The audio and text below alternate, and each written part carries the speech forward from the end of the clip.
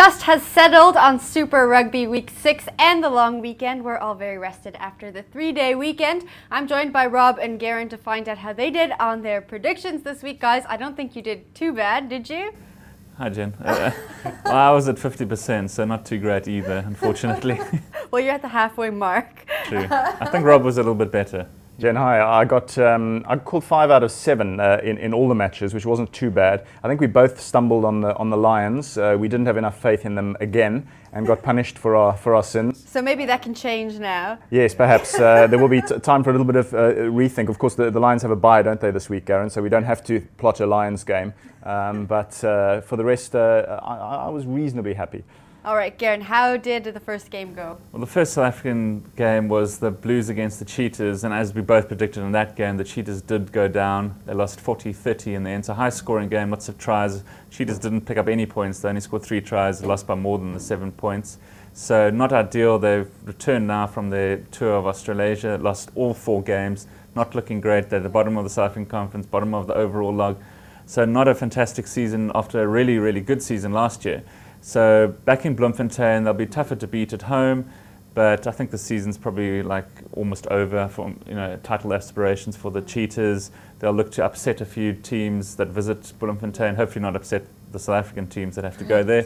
But time will tell. But they picked up some key injuries. They fly off Johan and he seems a bit injury prone at the moment.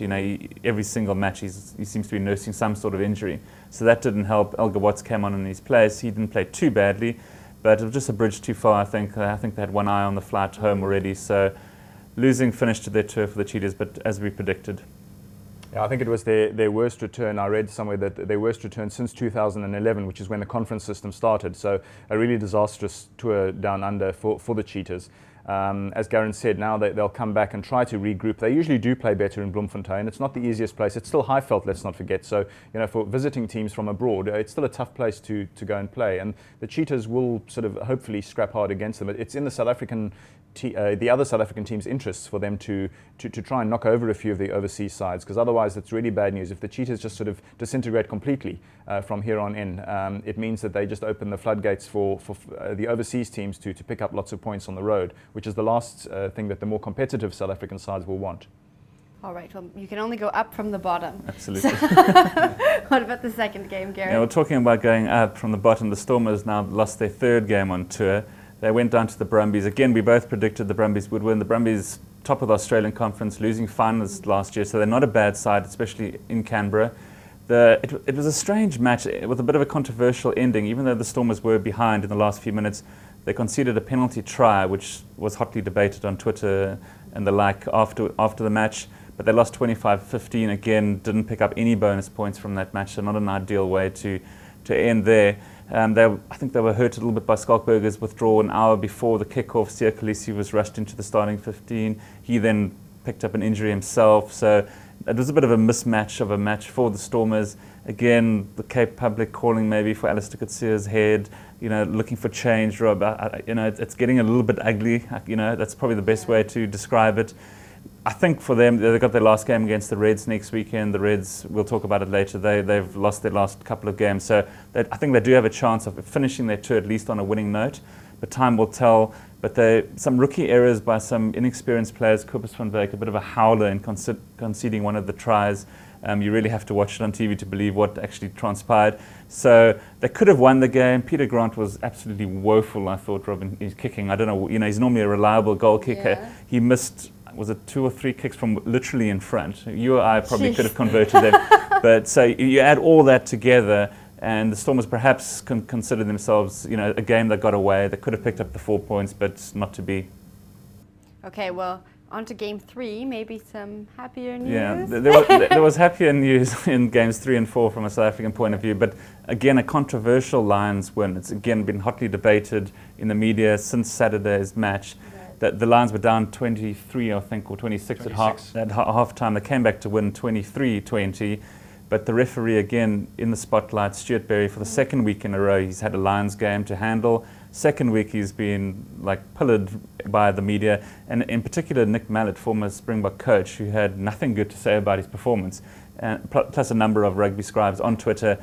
I think the penalty count in the Lions' favour was 17-4, which is almost unheard of. 19-4, which is almost unheard of, that a team could even be competitive when you've been blown out of the match like that. I think that the Reds finished with 13 men. There were 2 yellow cards in the dying seconds. There was a skew line-out that went unnoticed. You know, it was just unbelievable. He was doing literally, looked like he was doing almost everything to give the Lions the victory, which they got in the end through a try.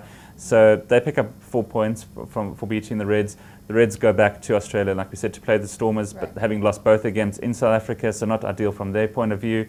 But the Lions, they keep on picking up points. I keep saying week after week that I think they're going to lose more than they won, but they're proving me wrong at least.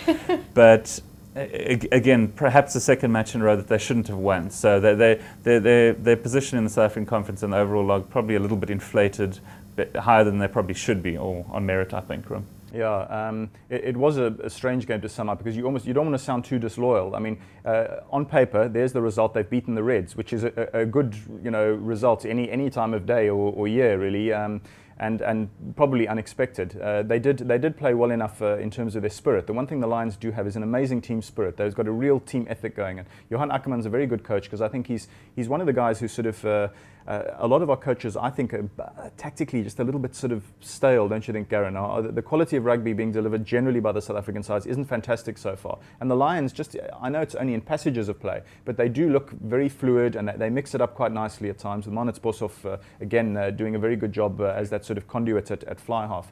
And I thought that, to their credit, people like Warren Whiteley, Faf de Klerk, the very promising scrum half, had good games against the Reds. And whatever you say about the refereeing, you've still got to give the Lions some credit for getting a result like that, because I thought it was a fantastic win on paper for them, even if the controversy will rage.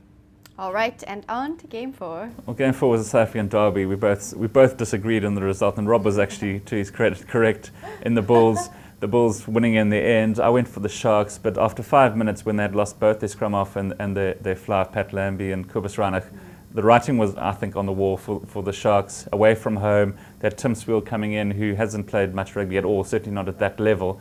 And he was a little bit out of his depth. He did a few things that, Jake White are probably having a word with him as we speak.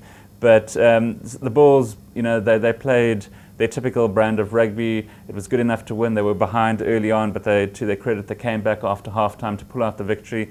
So their campaign is back on track. The Sharks didn't lose too much at the end of the day, considering their closest rivals in the other matches, the Chiefs, they went down as well. So they're still right up there at the top. And as Rob correctly said last time we chatted, no team is going to go unbeaten in this tournament. You're going to lose not only 1, 2, maybe even 3 games. So that's to be expected. It was the Sharks' first defeat. It was against another South African team, which is not obviously ideal for the South African Conference.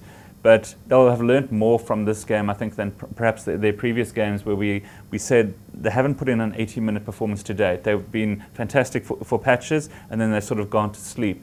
So this will be a wake-up call for them. I expect them to get better after this. But yeah, the Bulls, hats off to them. They won at Loftus on Saturday evening. Cool, Rob.